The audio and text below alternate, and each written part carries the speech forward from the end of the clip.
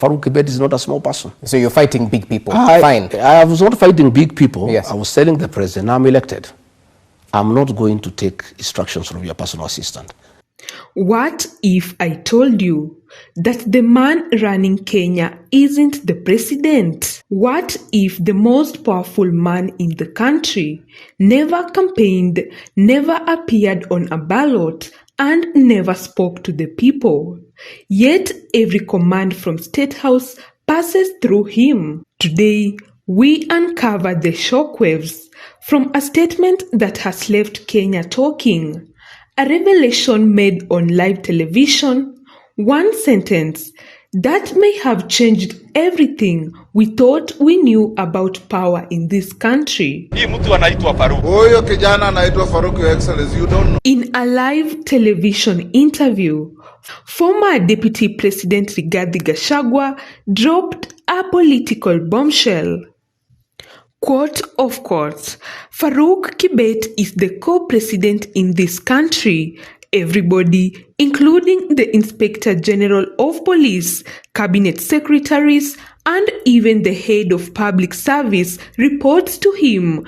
President Ruto gives instruction through Farouk. A bold, loaded statement, one that raises more questions than answers. The Inspector General of Police, the head of public service, cabinet ministers. William Ruto issues instructions to cabinet ministers through Farouk Kibet. Ministers tremble at his very sight.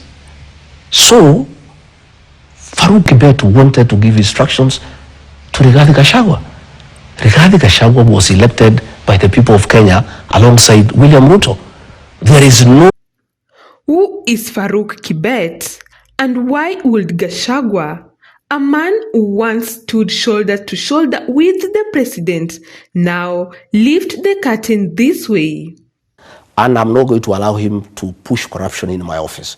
If you want him to practice corruption in your office, you can go ahead. But you just said he... Farouk Kibet, a man known by his name, but rarely seen in public. He has been described as the president's personal assistant, fixer, and gatekeeper in political circles.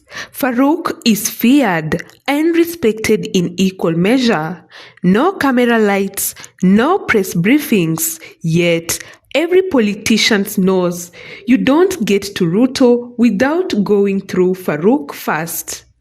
From campaign strategy to political appointments, Farouk has been there, a quiet kingmaker in a noisy political theater. But is he more than that? Is he now the real president? Mimi nakumbuka naibu wa rais. Mimi nikienda kutafuta mke. And just recently, something caught the public's eye. During one of the president's campaign rallies, Farouk was seen perched atop of a vehicle, not as a political strategist, but with a high-end zoom lens camera in his hands. He wasn't just casually filming. This wasn't a phone selfie moment. This was serious equipment, a journalist-level equipment. Yet Farouk is not a journalist. So, what was he doing? Taking pictures of who? For what purpose? For leisure? Maybe. But if so, why the long lens? Some say he was documenting the crowd, studying reactions. Others suggest it was a surveillance. But if there is one thing Kenyans agree on, it wasn't just an ordinary moment. It was another sign of a man operating beyond the expected lines. Let's pause and consider the source. Rigathi Gachagua, a man once fiercely loyal to Ruto, now seemingly pushed to the periphery. Rumors of a power struggle have been swirling for months. So, is this a bitter man exposing the truth? Or a strategic move in an internal power game? Either way, Kenyans have been watching closely and speaking loudly. Empty-handed.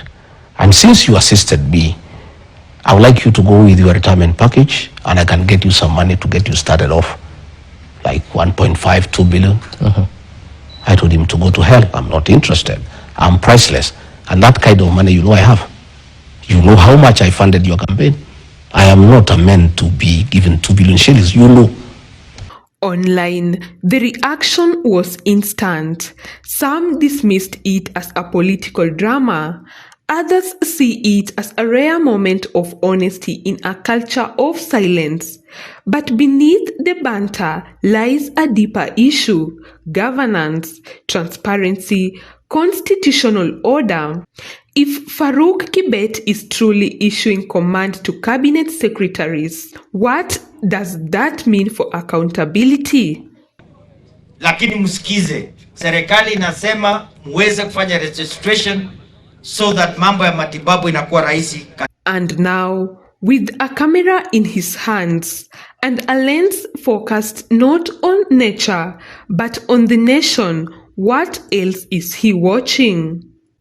In every presidency, there are powerful aides, handlers, advisors, strategists, but in healthy democracies, these roles are defined and limited. Kenya's constitution doesn't recognize a co-president.